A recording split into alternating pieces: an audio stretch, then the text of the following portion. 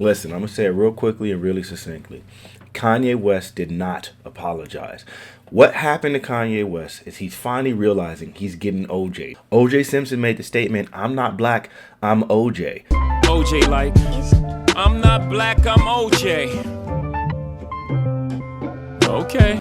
He felt that his wealth and his power and his influence and him being included within that white society somehow like distanced himself from blackness such that he didn't have to worry about any of the negative ramifications that can happen to black people, causing him to spurn black folks.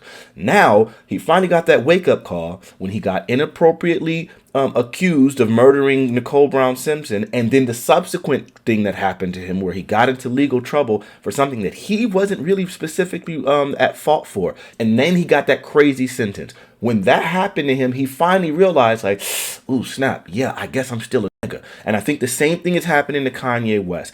He wanted to distance himself from the blackness by wearing the White Lives Matter shirt, by wearing the MAGA hat, by endorsing Trump. All of those things have caused Kanye West to distance himself from the black community. And as he did so, now he realizes by making the Jewish statement and getting, which I didn't feel like was particularly anti-Semitic, but him making that statement and them responding as crazily as they did, he's now realizing how vulnerable he is and that there's zero backlash to all of the companies that we're doing it. I don't think it's an apology. It's never an apology to say I'm sorry without actually expressing regret. And he didn't demonstrate any true regret. In order to regret something, that means you have to no longer agree with the thing that you said or the thing that you did, right? He doesn't. He didn't say, hey, maybe me wearing a MAGA hat at the time when Trump is calling himself a nationalist, when white nationalism is trending because white nationalist attacks are happening by white supremacists. Like, instead of him even acknowledging that,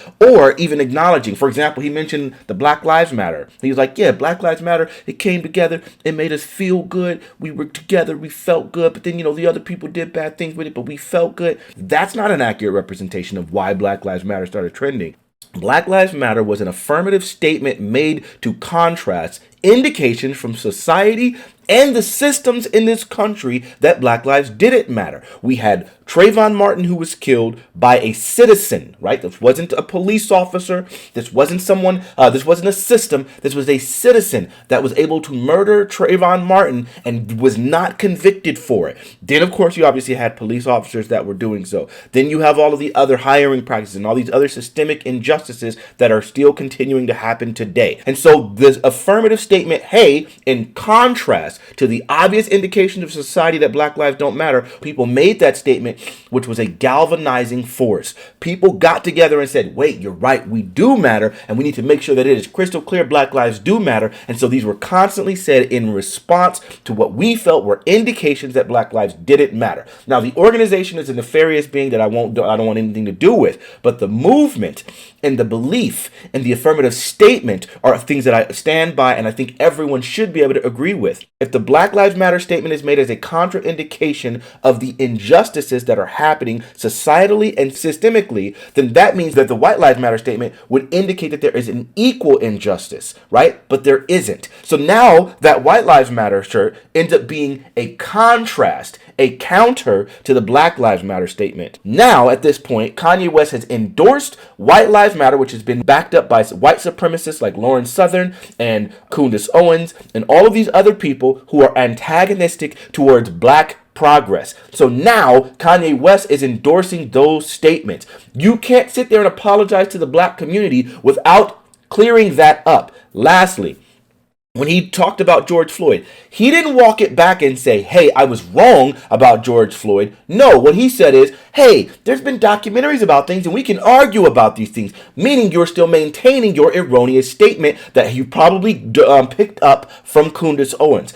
These statements are just simply not true. He did not die from a fentanyl overdose. There were two coroners who ruled on the death of George Floyd. Both of them, the original one and the private one hired by the family, both indicated that George Floyd died from compression on his neck. Both of them ruled his death a homicide, not an accidental drug or overdose, but a homicide. So in order for that to be true by two independent coroners, then I have to figure out what the hell are you talking about? Where is your source of information that indicates otherwise? To say he wasn't even on his neck like that, y'all saw, I posted a picture on Twitter, his knee was very clearly on his neck, directly on his neck. When the coroners back these statements up, then you got to say that both coroners were lying now?